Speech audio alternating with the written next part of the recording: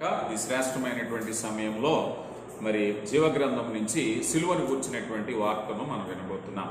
సిలువ సమాచారంలో సిలువను గూర్చినటువంటి వార్తను గురించి ఆలోచన చేస్తే వివిధమైన అభిప్రాయాలు ఉంటూ ఉంటాయి. సర్వసాధారణంగా మొదటగానే మనం చూస్తే సిలువ మీద విరుద్ధమైన అభిప్రాయాల్లో యేసు ప్రభు వారిని సిలువ వేయబడినప్పుడు కుడివైపు ఒక ఆయన, ఎడంవైపు ఒక ఆయన ఉన్నారు. వారిద్దరి అభిప్రాయాల్లోనే ఏకత్వం లేదు. ఒక ఆయన రక్షకుడిగా గుర్తించారు, ఒక ఆయన హంతకుడిగా గుర్తించాడు. ఒక ఆయన పరదేశకు వెళ్ళాడు, ఒక ఆయన మరి దేవుని యొక్క ప్రేమను తెలుసుకోలేక నశించిపోయినట్లుగా మనం చూస్తున్నాం. అంటే యేసు ప్రభు వారి యొక్క సిలువను గూర్చినటువంటి విరుద్ధ అభిప్రాయాల్లో ఒక్కొక్కరు ఒక్కొక్క అభిప్రాయాన్ని కలిగి ఉంటూ ఉన్నారు. అయితే ఇక్కడ మనం తెలుసుకోవాల్సిన విషయం ఏమిటంటే సిలువ అనేకమైనటువంటి పాఠాలను నేర్పిస్తూ ఉంటుంది. సిలువ సమక్షంలోనే మనం అనేకమైన విరుద్ధ అభిప్రాయాలకు చక్కని అర్థాన్ని సిలువ వేదికగా మనం తెలుసుకోగలుగుతాం. ఒకసారి కొన్ని విషయాలను గురించి మీకు చెప్పేటటువంటి క్రమంలో వ్యతిరేక భావాలను మీకు చెప్పాలని ఆశపడుతున్నాను. అది ఎలాగయ్యా అన్నట్లయితే ఆశీర్వాదము, శాపము, ప్రేమ, ద్వేషము, అన్యాయము, కృప, ఇలాగా అనేకమైనటువంటి వ్యత్యాసాలను కలిగినటువంటి మాటలకు చక్కని అర్థము సిలువ దగ్గర మనకి దొరుకుతుంది. అలాంటి కొన్ని మాటలు మీతో పంచుకోవాలని ఆశపడుతున్నాను. మొట్టమొదటిగా సిలువ సమక్షంలో మనం తెలుసుకునే విషయం ఏమిటాయి అన్నట్లయితే అది శాపము, అలాగే ఆశీర్వచనము. జాగ్రత్తగా గమనించండి. శాపము, ఆశీర్వాదాన్ని గురించి మనం చూస్తే ఈ రెండింటికి కూడా సరైనటువంటి అర్థము వాక్యము దగ్గరే, ఈ సిలువ దగ్గరే మనకి లభిస్తుంది. మొట్టమొదటిగా మనం చూసినట్లయితే ఈ మొదటి విభాగంలో శాపాన్ని గురించి మనం చూస్తే సిలువ దగ్గర మనకి వినిపించేటటువంటి మాట శాపము అనేటువంటి ఒక మాట మనకి వినిపిస్తూ ఉంది. గలతీయులకు రాయబడినటువంటి పత్రికలో అపోస్తలుడైనటువంటి పౌలు మహాశయుడు ఈ రీతిగా తెలియపరుస్తున్నారు.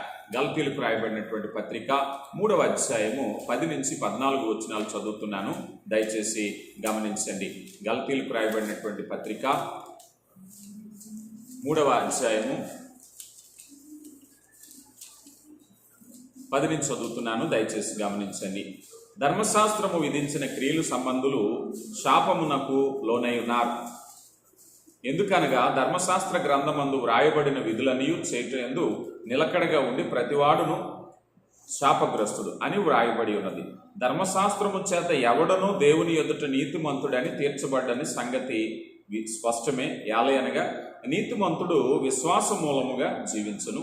ధర్మశాస్త్రము విశ్వాసమైనది కాదు గాని దాని విధులను ఆచరించువాడు వాటి వలన జీవించెను.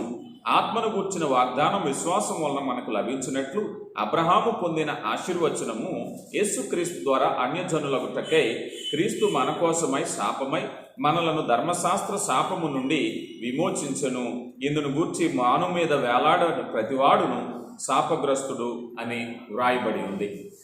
ఈ మొదట్లో మనం చూస్తే శాపం అనేటువంటి మాట చూస్తే అపోస్తుడైనటువంటి పౌలు క్రీస్తుని గురించి అంటారు కదా, క్రీస్తు మన కోసము శాపమయ్యను, అలాగే శాపము నుండి విమోచించటానికి మ్రాను మీద వేలాడిన ప్రతివాడు కూడా శాపగ్రస్తుడు.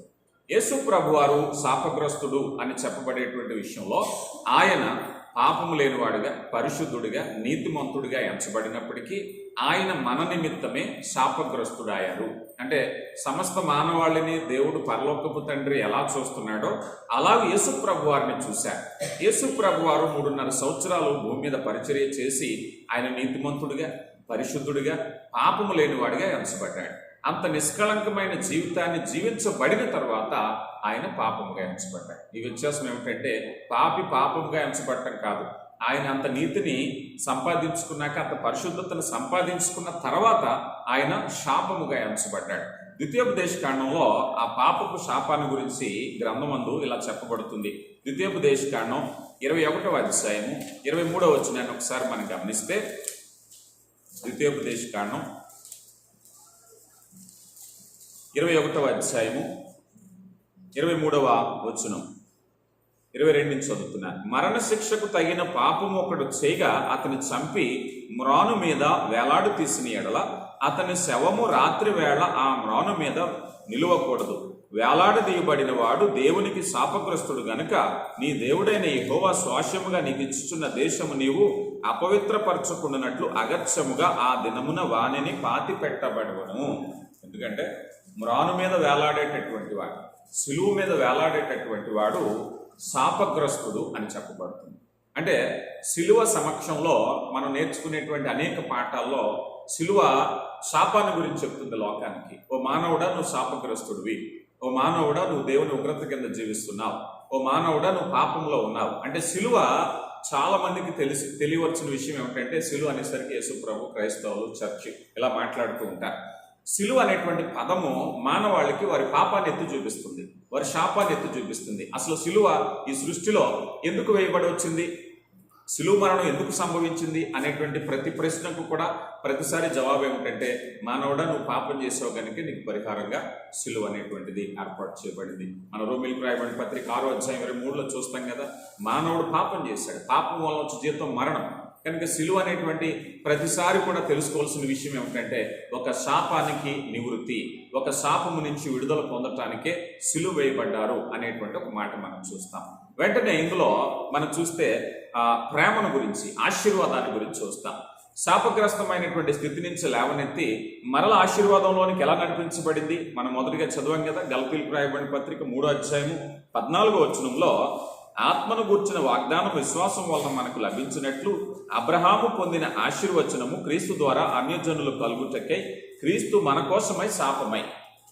అబ్రహాము ద్వారా ఒక వాగ్దానం నెరవేర్చబడింది. ఆదికాండం 22 మనం చూస్తాం. అబ్రహాముతో వాగ్దానం చేసి, అబ్రహామా, నీకు నీ సంతానానికి ఈ దేశాన్ని నేను వాగ్దానం చేస్తానని నా తోడని పరలోకపు తండ్రి అబ్రహాముతో ప్రమాణం చేశాడు. ఆ అబ్రహాముతో చేసినటువంటి ప్రమాణము అది అబ్రహాము కుటుంబానికి, అబ్రహాము యొక్క వారసులు మాత్రమే చెల్లుతుంది. మనందరికీ తెలుసు, మనకి ఏదైనా ఆస్తి ఉన్నట్లయితే అది మన పిల్లలకు చెందాలని కోరుకుంటాం, మన పిల్లలకి చట్టబద్ధంగా చెందుతుంది. కానీ అబ్రహాము ఆశీర్వాదం మన దాకా ఎలా వచ్చింది అన్నట్లయితే, సిలువ వేయబడుట వలనే. యేసు ప్రభు వారే ఈ భూమి మీదకి రాకపోతే, యేసు ప్రభు వారే సిలువ వేయకబడకపోయినట్లయితే ఈ ఆశీర్వాదం మనకు లేదు. ఈరోజు యేసు క్రీస్తునందు సమస్తము కూడా మనం అందరము కూడా మన క్రైస్తవులమని, అబ్రహాము ద్వారా మన వారసులమని మనం ఎలా చెప్పుకుంటున్నామంటే విశ్వాసమును బట్టి. ఇక్కడ మనం చూస్తూ ఉన్నాం, క్రీస్తు మన కోసము శాపమై మనలను ధర్మశాస్త్రము యొక్క శాపము నుంచి విమోచించారు. ఎప్పుడైతే విమోచింపబడ్డామో ఇప్పుడు అబ్రహాము యొక్క సంతానంగా పరిగణించబడుతున్నాం. వాగ్దానపూర్వకంగా భౌతికమైనటువంటి వారసత్వం లేకపోయినా ఆత్మీయ వారసత్వం అనేది లభించబడుతుంది. ఈ గలతీ పత్రికలోనే మనం మాట చూస్తాం, చూడండి. గలతీలకు రాయబడినటువంటి పత్రిక 3:16 అబ్రహామునకు అతని సంతానమునకు వాగ్దానము చేయబడిను, ఆయన అనేకులు గూర్చి అన్నట్టు సంతానము అని చెప్పక ఒకని గూర్చే అన్నట్టు నీ సంతానము కని చెప్పాను. ఆ సంతానము క్రీస్తే. కనుక ఇప్పుడు అబ్రహాము ఈ భూమి మీద ప్రభువారి పరిచర్య చేసే సమయంలో చాలా మంది అంటుంటారు కదా, మేము అబ్రహాము సంతానము, అబ్రహాము వారసులం అని అంటూ ఉంటారు. అప్పుడు ప్రభువారు అంటారు కదా, ఇదిగో దేవుడు అనుకున్నట్లయితే ఈ రాళ్ల వలన కూడా అబ్రహాము సంతానాన్ని పుట్టిస్తారు. కనుక ఈరోజు మనం అందరం కూడా వాగ్దాన ప్రకారంగా విశ్వసించుట వలన భూమి మీద ఎంతమంది అయితే ఉన్నామో అందరం కూడా, ఎవరైతే విశ్వసిస్తున్నారో అందరూ కూడా యేసు ప్రభు ద్వారా అబ్రహాము వారసులుగా ఎంచబడుతున్నారు. సిలువ ఏమి నేర్పించింది అయ్యా అన్నట్లయితే ఈ మొదటి భాగంలో చూసాం. సిలువ మానవునికి వారి శాపాన్ని గురించి తెలియపరుస్తుంది. ఇదే సిలువ ఆశీర్వాదాన్ని గురించి కూడా చెప్పబడుతున్నట్లుగా మనం చూస్తూ ఉన్నాం. ఈ విషయాలను గురించి మనం గమనిస్తే ఈ గలతీయులకు రాయబడిన పత్రిక ఇదే అధ్యాయంలో చివరి వచనాన్ని కూడా చదువుతున్నాను, గమనించండి. 26 యేసుక్రీస్తు నందు మీరందరూ విశ్వాసం మూలముగా దేవుని కుమారులై ఉన్నారు. కనుక విశ్వసించే అవకాశం మనకు వచ్చింది యేసు ప్రభులోని సిలువ ద్వారా. కనుక మనం దేవుని కుమారులం. క్రీస్తులోనికి బాప్తిసం పొందిన మీరందరూ క్రీస్తును ధరించుకుని ఉన్నారు. ఇదిగో యూదుడని, గ్రీసు దేశస్థుడని, దాసుడని, స్వతంత్రుడని లేడు, పురుషుడని లేదు, దాసుడని స్వతంత్రుడని లేదు, యేసుక్రీస్తు నందు మీరందరూ ఏకముగా ఉన్నారు. మీరు క్రీస్తు సంబంధులైతే ఆ పక్షమందు అబ్రహాము యొక్క సంతానమై ఉండి వాగ్దాన ప్రకారం వారసులై ఉన్నారు. ఎవరైతే రక్షణ పొందుతున్నామో మనం అందరం కూడా ఇప్పుడు వాగ్దానం ప్రకారము అబ్రహాము వారసులుగా ఉన్నాం. అసలు సిలువే వేయబడకపోతే, ప్రభువారే ఈ భూమి మీదకి రాకపోయినట్లయితే ఆ వాగ్దానం మనకు వర్తించదు. ఈరోజు మనం అందరం అబ్రహాము వారసులుగా విశ్వాసం ద్వారా రక్షింపబడటం అనేటువంటి ప్రక్రియ ప్రభు అయినటువంటి క్రీస్తు ఈ భూమి మీదకి రావటాన్ని బట్టి జరిగింది అనేది మనం చూస్తున్నాం. ఇక తర్వాత మరొక విరుద్ధ భావాల గురించి మనం చూసినట్లయితే దీనత్వము, అలాగే హెచ్చింపు. దీన్నే ఆయన సాధు స్వభావాన్ని చూపించారు. తగ్గించుకున్నారని చూస్తే రెండవ దానికి వ్యతిరేకమైన భావం ఏమిటి? ఆయన విజయ గర్వము అందాం. హెచ్చింపు అన్నారు. ఎక్కడైతే తగ్గించుకున్నారో అక్కడే హెచ్చింపబడ్డారు అనే మాటను కూడా చూస్తే మొదటిగా దీనత్వాన్ని చూద్దాం. దీనత్వం అనేటువంటి విషయంలో మనం గమనిస్తే మనందరికీ బాగా తెలిసినటువంటి విషయం ఏమిటంటే యేసు ప్రభువారు సిలువ వేయబడేటప్పుడు పరిపూర్ణమైన దీనత్వాన్ని చూపించారు. ఎక్కడ కూడా ఎదురు దూషింపలేదు, ఆయన వ్యతిరేకించలేదు. ఆయన దీనత్వంతోనే సిలువ మరణాన్ని తను తాను అప్పగించుకున్నారు. ఆయన దూషించిన వారిని దూషించలేదు. ఆ శిక్ష నుంచి ఆయన ఎక్కడ కూడా తప్పించుకునే ప్రయత్నం చేయలేదు. సత్యానికి కట్టుబడి నిలబడ్డారు. అనేక ప్రయత్నాలు ఆయనను గురించి సిలువ వేయటానికి ప్రయత్నించే ప్రయత్నంలో ఆయన నోరు విప్పి ఇవేమి కూడా చెప్పారు. ఆఖరికి పిలాతు అడిగినటువంటి మాటలకు కూడా ఆయన చెప్పాలనుకున్నదే చెప్పారు, కానీ శిక్ష నుంచి తప్పించుకోవటానికి ఏ ప్రయత్నము చేయలేదు. ఒకసారి యెషయా గ్రంథంలోనికి వెళితే ప్రవచనము ఆయన దీనత్వాన్ని గురించి ఏమి చెప్తుందో మనం చూద్దాం. యెషయా గ్రంథము 53వ అధ్యాయము 3 నుంచి 6 వచనాలు మనం గమనించినట్లయితే, యెషయా గ్రంథం 53వ అధ్యాయం 3 నుంచి 6 వచనాల్లో అతడు తృణీకరింపబడిన వాడాయను, మనుషుల వలన విసర్జింపబడిన వాడును, వ్యసనక్రాంతుడుగాను, వ్యాధిని అనుభవించువాడుగాను, మనుషులు చూడనొల్లని వాడుగాను ఉండెను.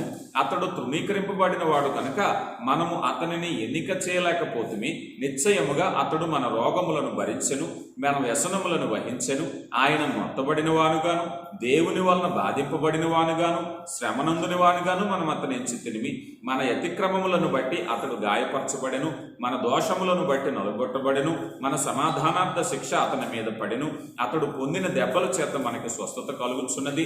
మనమందరము గొర్రెల వలె త్రోవ తప్పిపోతుమి. మనలో ప్రతివాడు తనకిష్టమైనటువంటి త్రోవను తొలగెను. యెహోవా మన అందరి దోషములను అతని మీద మోపెను. ఈ దోషములు చెయ్యని నేరము ఆయన మీద వేసేటప్పుడు ఆయన అంగీకరించారు. దీనత్వం అదే.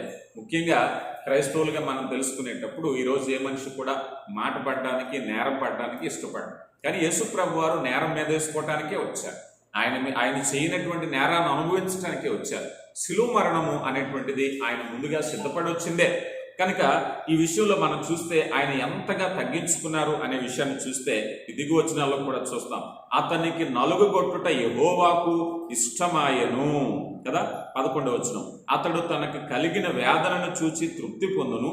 నీతిమంతుడై నా సేవకుడు జనుల దోషమును భరించి తన అనుభవ జ్ఞానము చేత అనోకులను నిర్దోషులుగా చేయి. యేసు ప్రభువారు దీనత్వం. ఆయన ఎక్కడ కూడా దూషించలేదు, ఎక్కడ కూడా వ్యతిరేకించలేదు, ఎక్కడ కూడా పోరాట పట్టమని చూపించలేదు. ఆయన దీనత్వంతోనే వచ్చారు కనుక సిలువ అనేటువంటిది మనకు కనిపించేది ఏంటంటే సిలువ మరణము, సిలువ శ్రమలు అనేటువంటి సిలువ తీర్పు దగ్గర ఆయన దీనత్వాన్ని వహించారు. ఆయన అనేకమైన నేరాలు వేసిన ఆయన తలంచుకునే ఉన్నారు. సిలువ దగ్గర దీనత్వం అనేది చాలా స్పష్టంగా కనిపిస్తుంది. ఇంకా చెప్పాలి అంటే ఫిలిప్పీలకు రాయబడిన పత్రికలు అపోస్తుడైన పౌలు అంటున్నారు కదా, ఆయన పరమును విడిచి దేవునితో సమానంగా ఉండేటటువంటి భాగ్యాన్ని విడిచి ఆయన దాసుని స్వరూపమును ధరించుకున్నారు. ఆయన ఒక రాజుగా భూమి మీదకి భౌతికమైన రాజుగా రాలేదు, సంపన్నుడిగా రాలేదు, లేకపోతే విలాసవంతమైన జీవితాన్ని గడపడానికి రాలేదు. ఆయన ఎంచుకున్న మార్గమే దీనత్వం. ఆయన భూమి మీదకి రావటానికి ఎలాగొచ్చారు? ఆయన దీనుడై వచ్చారు. ఆయన దీనుడై వచ్చి ఆయన ఈ భూమి మీద దీనత్వంతో కూడిన తగ్గింపు పరిచర్య చేశారు. శిష్యులకు కూడా చెప్పేటప్పుడు ఆయన వారి పాదాలు కడిగి, ఇదిగో ఈ లోకంలో ఉండేటటువంటి నాయకత్వం మీలో ఉండకూడదు. ఎవరైతే నాయకుడిగా ఉండాలనుకుంటున్నాడో, ఎవడైతే ప్రముఖుడిగా ఉండాలనుకుంటున్నాడో వాడు తగ్గించుకోవాలి, వాడు పరిచర్య చేయాలి అని పాదాల వరకు తగ్గించుకుని ప్రభువారు దీనత్వాన్ని చూపించినట్లుగా మనం చూస్తూ ఉన్నాం. అయితే ఈ సిలువ దీనత్వాన్ని గురించి ఎంతగా నేర్పిస్తుందో అలాగే హెచ్చింపు అనేటువంటిది కూడా వెంటనే మనకి సిలువలో మనం చూస్తాం. ఏమిటా హెచ్చింపు అని అంటే ఇదే అధ్యాయంలో 53వ అధ్యాయము 12వ వచనంలో మనం చూస్తే 53వ అధ్యాయము యెషయా గ్రంథం 12వ అధ్యాయంలో, కావున గొప్పవారితో నేను అతనికి పాలు పంచదను. గమనించండి, ఆయన గొప్పవారితో పాలు పంచదను, గనులతో కలిసి అతడు కొల్ల సొమ్ము విభాగించుకొనెను. ఏలయనగా మరణము నొందునట్లుగా అతడు తన ప్రాణమును దారపోసెను. కనుక ఏం చేశారయ్యా అన్నట్లయితే దేవుడు అంతగా తగ్గించుకున్నటువంటి ప్రభుని హెచ్చింప చేశాడు. అందుకే మనం చూస్తాం, ఆకాశమందే కానీ పరలోకమందే కానీ భూమి మీద కానీ ప్రతి వాని నాలుక ఆయనను ఒప్పుకోవాలి, ప్రతి వాని మోకాలు ఆయన నామం పేరట వంగాలి. అంతగా హెచ్చించాడు దేవుడు కదా. ఎంతగా తగ్గించుకున్నాడో అంతగా హెచ్చింపబడినట్లుగా మనం చూస్తున్నాం. ప్రభువారు శిలువ సమక్షంలో ఈ మాటల గురించి మనం చూసినట్లయితే ప్రభువారు బాహాటముగా శిలువ మరణం చేత మరణాన్ని జయించారు, పాపాన్ని జయించారు, లోకాన్ని జయించారు. శిలువ మరణంలో జయోత్సవము అనేది మనం చూస్తున్నాం. అంటే శిలువలో వెళ్లే వరకు ఆయన దీనత్వం ఎలాగైతే మనకు కనిపిస్తుందో, శిలువ ప్రతిఫలంగా ఈరోజు మనమందరం కూడా ఆ విజయంలో భాగస్థులయ్యాం. ఈరోజు మనమందరం కూడా పాపాన్ని జయించడంలో భాగస్థులవుతున్నాం. యోహాను సువార్త 17వ అధ్యాయంలో 5వ వచనాన్ని ఒకసారి మనం గమనిస్తే, యోహాను సువార్త 17వ అధ్యాయము 5వ వచనాన్ని చదువుతున్నాను, దయచేసి గమనించండి. తండ్రి, ఈ లోకము పుట్టక మునుపు నీ యొద్ద నాకు ఏ మహిమ ఉండునో ఆ మహిమతో నన్ను ఇప్పుడు నీ యొద్ద మహిమపరచుము. సెలవులో ప్రభువారి యొక్క మహిమను గురించి చూస్తూ ఉన్నాం. లోకం పుట్టక మునుపు నాకు ఎలాంటి మహిమ ఉందో ఆ మహిమను ఆయన ఏం చేస్తున్నారు అన్నట్లయితే మరలా మహిమపరచు. ఒకప్పుడు ఆయన పరలోకంలో మహిమ కలిగినటువంటి వాడు, కానీ భూమి మీదకి పరిచర్య చేయడానికి వచ్చినప్పుడు ఆయన దీనత్వాన్ని ధరించుకున్నారు, తగ్గింపు జీవితాన్ని జీవించారు. తనకు అప్పగింపబడిన పని కంప్లీట్ చేశాక ఆయన మహిమను గురించి మాట్లాడుతున్నట్లుగా మనం చూస్తున్నాం. ఆ మహిమ కార్యంలో అందరూ కూడా మనం చూస్తూ ఉన్నాం. మనం ఈ భాగంలో చూసినట్లయితే ఈ మాటను కూడా చదువుదాం. మన ఫిలిప్పీలకు రాయబడిన పత్రికలో అపోస్తలుడైనటువంటి పౌలు 2వ అధ్యాయం రాస్తూ ఇలాగ అంటున్నారు. ఫిలిప్పీలకు రాయబడిన పత్రిక 2వ అధ్యాయము 9వ వచనము. ఫిలిప్పీలకు రాయబడిన పత్రిక 2వ అధ్యాయం 9వ వచనం. అందుచేత పరలోకమందున్న వారిలో కానీ, భూమి మీద ఉన్న వారిలో కానీ, భూమి కింద ఉన్న వారిలో కానీ ప్రతి వాని మోకాలు యేసు నామమును వంగినట్లు, ప్రతి వాని నాలుక తండ్రి అయిన దేవుని మహిమార్థమై యేసుక్రీస్తు ప్రభువును ఒప్పుకొనున్నట్లు దేవుడు ఆయనను అధికముగా హెచ్చించి ఉన్నాడు. ఎంతగా తగ్గించుకున్నారో అంతగా హెచ్చించబడ్డాడు. ప్రతి నామమునకు పైనామం ఆయన అనుగ్రహించను. ఒకవేళ లోకం తిరస్కరించింది, లోకం వ్యతిరేకించింది, కానీ పరలోకపు తండ్రి అన్ని నామాల కంటే ఉన్నతమైనటువంటి నామముగా శిలువ ద్వారా హెచ్చింపబడ్డారు. కనుక శిలువలో మరొక మాట మనం చూస్తాం. అది ఒకటేమిటాయి అన్నట్లయితే దీనత్వం అయితే, రెండవది హెచ్చింపు భావాన్ని గురించి మనం చూస్తాం. ఇక 3వ విభాగంలోకి వచ్చినట్లయితే అన్యాయపు తీర్పు, అలాగే కృప అనేటువంటిది. అన్యాయపు తీర్పు పొందారు. ఈ మాటను మీరు జాగ్రత్తగా చూస్తే అన్యాయపు తీర్పు అనేటువంటిది మనం చాలాసార్లు వింటాం, కానీ వాస్తవానికి అన్యాయపు తీర్పు అని చెప్పడానికి వీల్లేదు.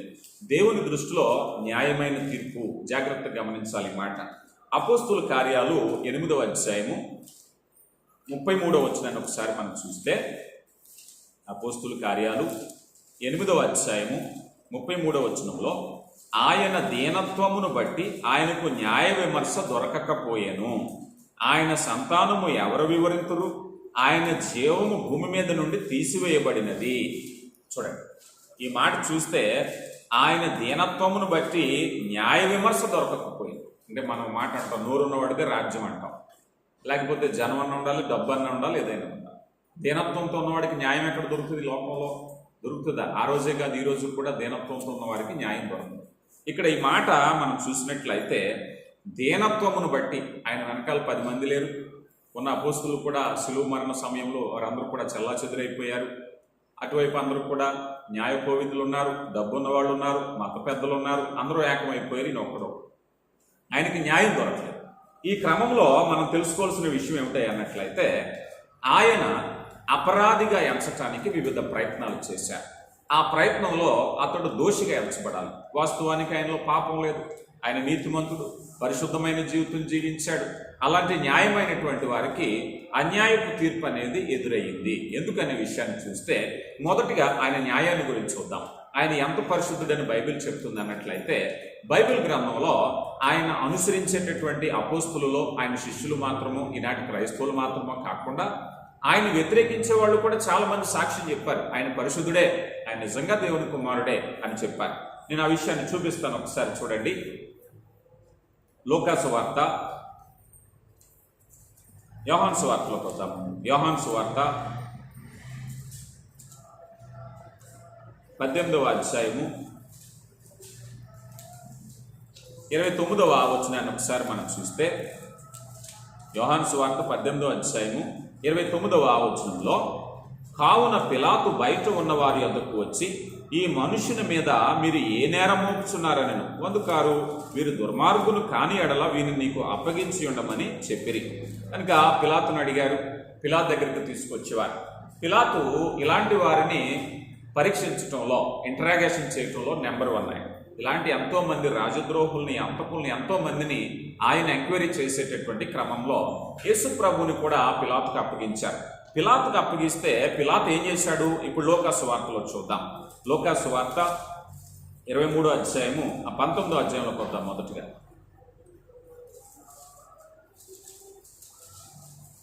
లూకాసు వార్త 23వ అధ్యాయం 23వ అధ్యాయము 22వ వచనం చూస్తే,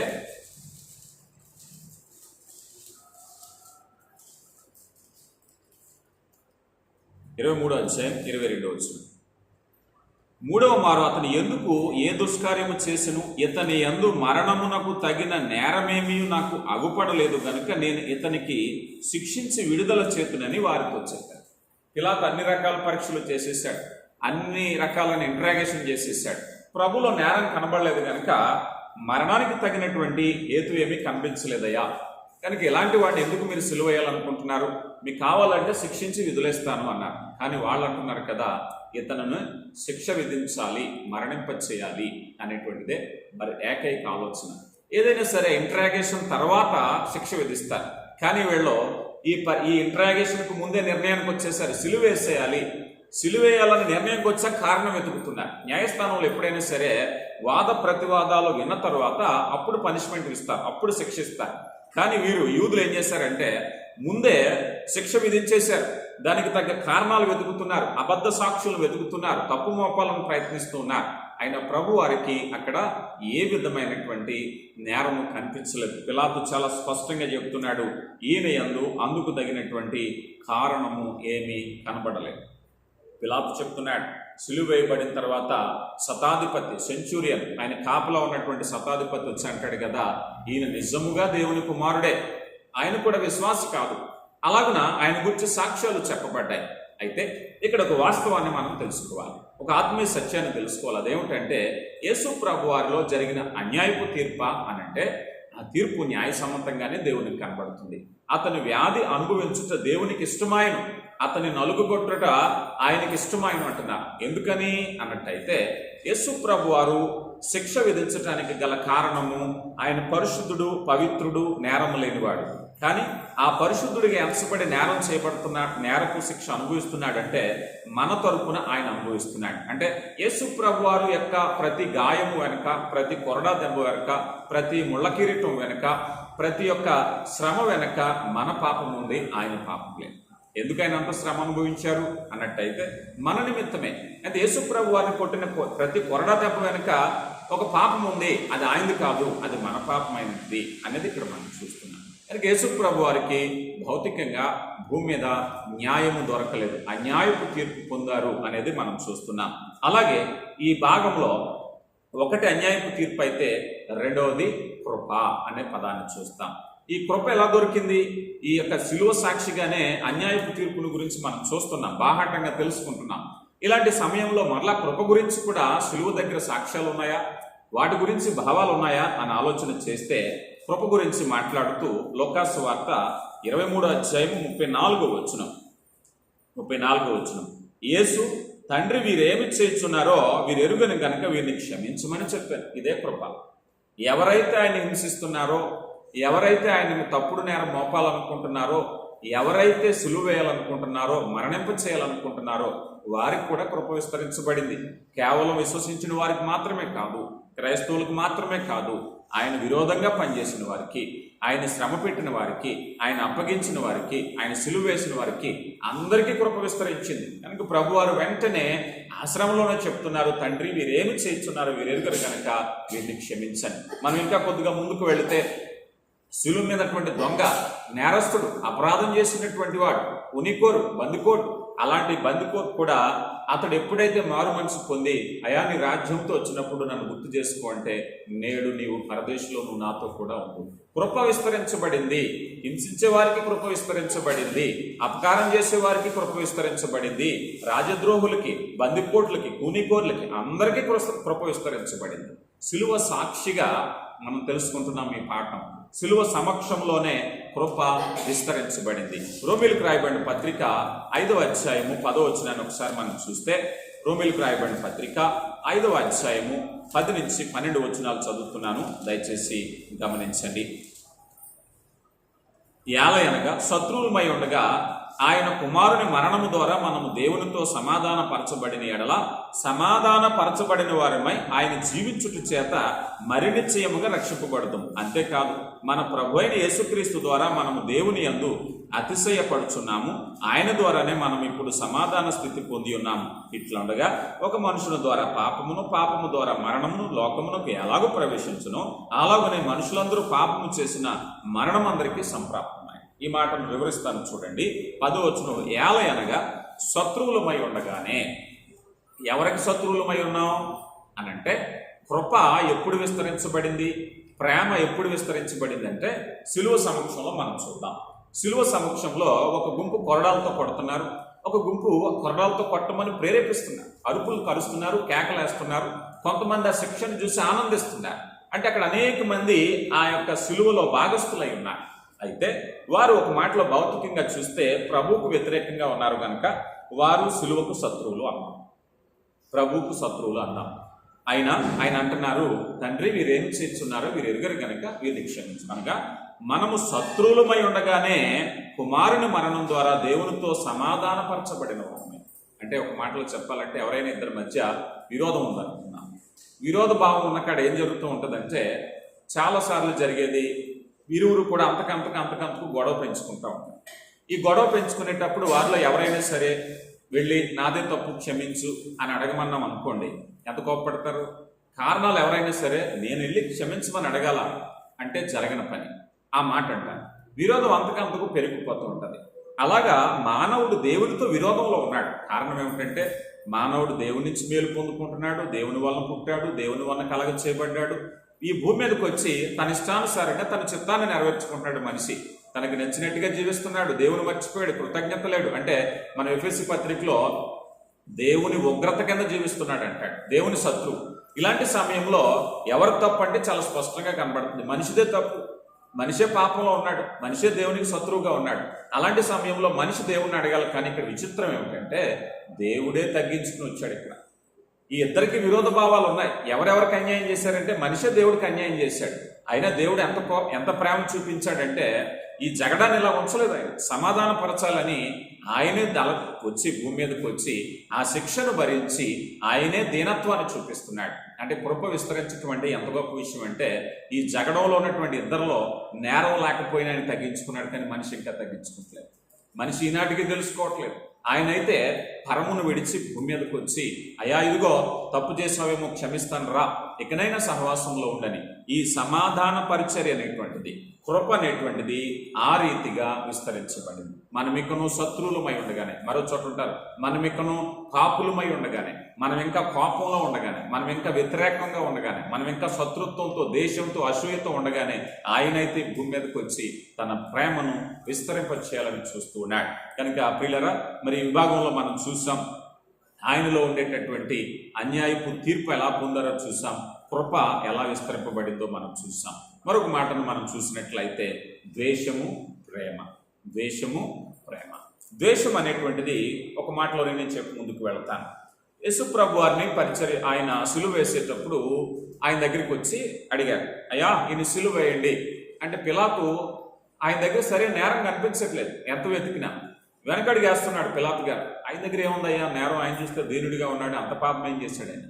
వీళ్ళు అసూయతో నిండుకున్నారు, కార్పణ్యంతో నిండుకున్నారు, ఈర్ష్యాద్వేషాలతో నిండుకున్నారు, ఆయన పగతో రగిలిపోతున్నారు. వీళ్ళందరూ కూడా ఎంతవరకు ఆయన సిలువ వేసే వరకు కూడా పగతో రగిలిపోతున్నారు. అలాంటి పరిస్థితుల్లో ద్వేషించారు. సిలువ సాక్షిగా పరిపూర్ణమైనటువంటి ద్వేషాన్ని చూస్తున్నాం మనం. పరిపూర్ణమైన ఈర్ష్యను చూస్తున్నాం, పరిపూర్ణమైనటువంటి కోపాన్ని చూస్తున్నాం. వారు వచ్చి ముందుగా చెప్పారు, ఇదిగో పిలాతు దగ్గరికి వెళ్ళి అడుగుతారు, ఏమయ్యా మీ ప్రకారంగా మీరు తీర్పు తీర్చుకోవచ్చు కదా అంటే వాళ్ళు అంటారు కదా వెంటనే, అయ్యా మా శాసనాల ప్రకారం మరణశిక్ష విధించే అధికారం లేదు. కారణం ఏమిటంటే చిన్న చిన్న తీర్పులన్నీ కూడా రోమా ప్రభుత్వంలో ఏం చేశారంటే ఆ రోజుల్లో చిన్న చిన్న తీర్పులన్నీ మీరు తీర్చుకోవచ్చు, ఇబ్బంది ఏమీ లేదు. కానీ మరణశిక్ష మీకు ఇవ్వటానికి లేదు, అది రోమా ప్రభుత్వం చేతిలోనే ఉంది. అందుకే వాళ్ళు అంటున్నారు వెంటనే, అయా మరణశిక్ష విధించేటటువంటిది మీ చేతిలో ఉంది కనుక మీ దగ్గరికి తీసుకొచ్చాం, చిన్న చిన్న శిక్షలు అయితే మేమే చేసేసుకుందాం అంటే శిక్ష అనేది ముందే ఖరారు చేసేసుకున్నారు. ఆయన సిలువ వేయబడాలి. ఎందుకు, ఎక్కడి నుంచి వచ్చింది ఇది? ఎక్కడైతే ఈర్ష్య ఉంటుందో, ఎక్కడైతే ద్వేషం ఉంటుందో, ఎక్కడైతే కోపం ఉంటుందో, పగలు ఉంటాయో అక్కడ వస్తాయి. కనుక సిలువ సాక్షిగా పరిపూర్ణమైనటువంటి పగ మరణానికి దారి చేసేటటువంటి పరిస్థితికి మనం నడిపించబడటం మనం చూస్తూ ఉన్నాం. మరి ఈ క్రమంలో మనం చూసినట్లయితే ఇక్కడి నుంచి మనం చూసినప్పుడు ఈ పగను కాస్త ఆయన మరలా ప్రేమ అనేటువంటిది కూడా సిలువ సమక్షంలో మనం చూడగలుగుతాం. రోమీలకు రాయబడిన పత్రిక 5వ అధ్యాయము 6 నుంచి మనం గమనించినట్లయితే, రోమీలకు రాయబడిన పత్రిక 5వ అధ్యాయము 6 నుంచి చదువుతున్నాను. ఏలయనగా మనం ఇంకా బలహీనులమై ఉండగా క్రీస్తు యుక్త కాలమున బుద్ధిహీనుల కొరకు చనిపోయాం. అంటే యేసు ప్రభువారు అక్కడ చూస్తే ఎవరి పనిలో వాళ్ళు ఉన్నారు. వీళ్ళు ఏం చేస్తున్నారు? యూదులు ఆయన చంపాలని అబద్ధ సాక్ష్యము, అరుపులు, కేకలు, ఆయన కొరడాలను బట్టి, ఆయన పొందిన గాయాలను బట్టి ఆనందించటము, ఏకలు, పక్కపక్కలు, హేళనలు, దూషణ మాటలు చెప్తూ ఉన్నారు. వీరి పని వీరు చేస్తున్నారు. ప్రభు ఏం చేస్తున్నారు అన్నట్లయితే, ప్రభు ఆయన పని ఆయన చేస్తున్నాడు. ఎవరైతే ఏకైకలు ఉన్నారో వీళ్ళ గురించే సిలువ వేయబడ్డానంటున్నాడు ఆయన. ఎవరైతే ద్వేషించారో వాళ్ళ కోసమే సిలువ వేయబడ్డానంటున్నారు. ఎవరైతే ఈయన చంపాలనుకుంటున్నారో వారి కోసమే ప్రేమించాలనుకుంటున్నాడు ఆయన. అంటే సిలువ సాక్షిగా ప్రేమ అనేటువంటిది బయలుపరచబడుతుంది. ఇంకా మనం 8వ వచనం, అయితే దేవుడు మన ఎడల తన ప్రేమను వెల్లడిపరుచున్నాడు. ఎట్లనగా మనం ఇంకను పాపులమై ఉండగానే యేసు క్రీస్తు మన కొరకు చనిపోయాడు. అంటే కొరడా కొట్టేవాడి చేతిలో కొరడా ఉంది, ఆ చేతిలో ఉండగానే ఆయన కొరకు ఆయన చనిపోతున్నాడు. ద్వేషించేవాడు ద్వేషిస్తున్నాడు. ఆ రక్తాపరాధం కలిగిన వారు రక్తాపరాధం ఉండగానే ఇదిగో మీకోసమే నేను చనిపోతున్నానని చెప్తున్నారు. అది దేవుని యొక్క ప్రేమగా మనం చూస్తూ ఉన్నాం. అందుకే మనం యోహాను సువార్త 15:13లో మనం చూస్తాం, తన స్నేహితుని కొరకు ప్రాణం పెట్టువాడు నిజమైన స్నేహితుడు అని అంటాడు. యేసు ప్రభు వారు ప్రాణం పెట్టడానికి వచ్చారు. ఎంతగా అన్నట్లయితే యోహాను రాసిన మొదటి పత్రిక 3:16 చూస్తే, యోహాను రాసినటువంటి మొదటి పత్రిక 3వ అధ్యాయము 16వ వచనాన్ని చదువుతున్నాను. ఆయన మన నిమిత్తము తన ప్రాణం పెట్టిన గనుక దీని వలన ప్రేమ ఎట్టిదని తెలుసుకొనుచున్నాం. మనము కూడా సహోదరుల నిమిత్తము మన ప్రాణము పెట్టబద్దులమై ఉన్నాము. ఈ మాటను వివరిస్తాను చూడండి. తన ప్రాణము పెట్టెను గనుక ప్రేమ ఎట్టిదో తెలుసుకుంటున్నామట. యోహాను సువార్త 3:16లో చూస్తాం, దేవుడు లోకాన్ని ఎంతో ప్రేమించారు. ఎలా ప్రేమించారు? ఎలా తెలిసింది? ఈ లోకానికి దేవుని ప్రేమ ఎలా తెలిసిందంటే సిలువ మరణం పొందిన తర్వాత లోకానికి ప్రేమ తెలిసింది. మన యోహాను సువార్త 1వ అధ్యాయంలో తండ్రి రొమ్మున ఆదుకున్న అద్వితీయ కుమారుడే దేవుని యొక్క గుణలక్షణాలను ప్రచురించాడు. ఎలా ప్రచురించాడు? లోకంలో దేవుని ప్రేమను నేర్పించడానికి ఆయన లోకానికి వచ్చాడు. అప్పటి వరకు దేవుడి గురించి తెలుసుకున్నారు. ఆయన ప్రేమ ఎలా ఉంటుందో తెలుసుకోవాలంటే యేసు ప్రభు వారు సిలువ వేయబడ్డాక అవునా ఎంతటి ప్రేమ ఉంటుందా అని తెలుసుకున్నారు. అందుకని అంటున్నారు, దీని వలన దేవుని ప్రేమ ఎట్టిదో మనము తెలుసుకొనుచున్నాము. సిలువ వేయబడకపోతే ప్రేమ ప్రత్యక్షపరచబడదు. సిలువ వేయబడింది కనుకే ఈరోజు మానవులందరూ కూడా ఆ ప్రేమ ప్రత్యక్షతను తెలుసుకున్నారు. ఇంత ప్రేమ ఉన్నదా? యేసు ప్రభు వారు తండ్రి గుణలక్షణాలను లోకానికి చూపించారు. కనుక ఈ ప్రేమ ఎట్టిది అనేటువంటిది తెలుసుకోవటానికి దేవుడు కృపణిస్తూ ఉన్నారు. కనుక ప్రియులరా, ఇక్కడ ఆలోచన చేసినట్లయితే సిలువ సమక్షంలో మనం ప్రతి ఒక్క అంశానికి పరిపూర్ణ అర్థాన్ని మనం చూస్తూ ఉన్నాం. ఈ క్రమంలోనే మనం చూసినట్లయితే ఆ రక్తము ద్వారా నీతిమంతులుగా ఎంచబడుతున్నాం.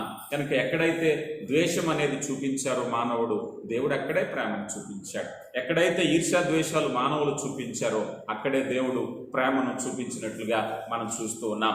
ఈ క్రమంలో మరికొన్ని మాటలు మనం చూస్తాం. పాపాన్ని గురించి మనం అక్కడే చూస్తాం.